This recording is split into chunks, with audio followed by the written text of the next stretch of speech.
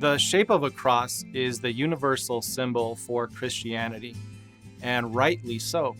Whenever you tell the story of who Jesus Christ was, it always should focus you to the fact that he was crucified on a Roman cross. But why did Jesus have to die? And more specifically, why did he have to die like that? In this video, we're going to do a crash course on the death of Jesus and understand why he had to face that death the way he did. In order to really understand and appreciate the reason why Jesus died and how he died, an important thing for us to understand is the concept of sin. And just to let you know, sin is so much more than just doing something bad that hurts somebody else. Sin, at its root, separates us from God. Just like when you do something bad to someone else, it causes a gap in your relationship. On a much greater scale, sin creates a gap between us and God, a gap that we can't overcome.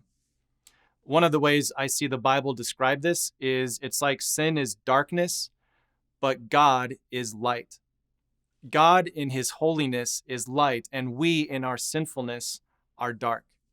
And what we all know is that darkness cannot enter the presence of light, and so it is that those who are sinful cannot enter the presence of him who is holy. Our only hope is if there is a substitute who can come on our behalf to take away our darkness and to provide us with the light that we need. And what we see in the Bible and in Christianity is that this was God's plan from the very beginning. When he talked to Adam and Eve, he promised that one day a substitute would come. When he made his promise to Abraham, his promise is that through Abraham's descendants, the substitute would come. Through all the prophets of the Old Testament, that promise was repeated and emphasized until the day that Jesus finally was born. And he was our perfect substitute for us. As we look at who he is, we see that he is true God. He is true human being. As God, he can provide us with the light of his holiness that we don't have. But also as a human, he can take away the punishment for our darkness. He was separated from God on our behalf. Throughout the Bible, you see Jesus elevate this concept of darkness and light, because it's not until you realize how dark you are that the light of God is something that you see, that you need. In fact, one day Jesus was talking to a man. This man had come up to Jesus and he asked the question, "What good thing must I do to inherit eternal life?"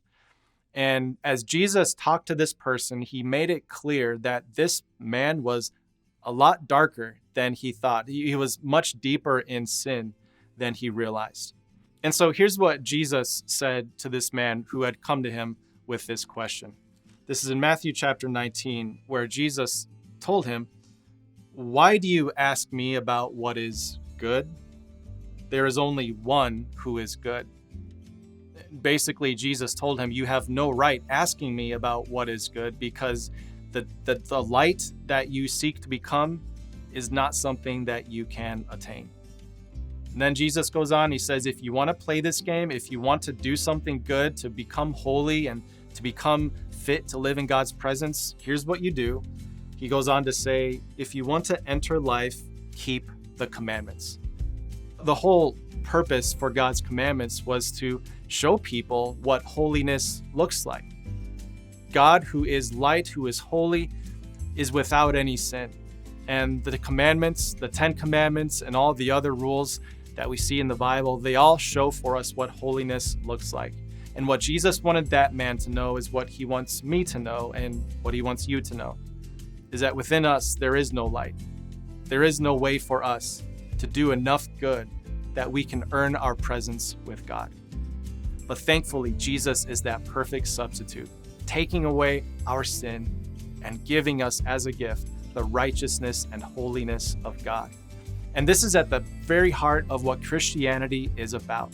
And I'm so glad that the sign of a cross, or the symbol of a cross, is so prevalent, because it always draws us back to what Jesus did for us.